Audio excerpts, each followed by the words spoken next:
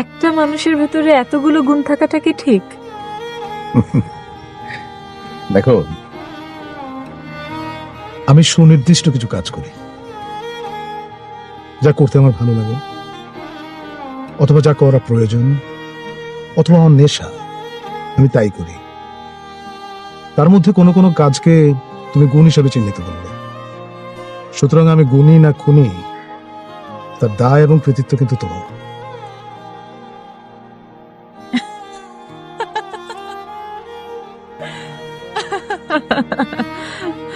আপনি কিন্তু আবারও সুন্দর করে একটি সুন্দর কথা বললেন।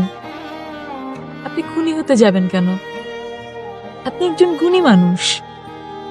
আমার সম্পর্কে কতটুকুই বা জানো তুমি?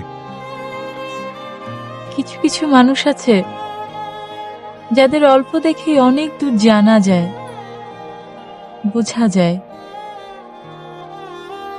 আপনি তেমন একজন মানুষ। কত না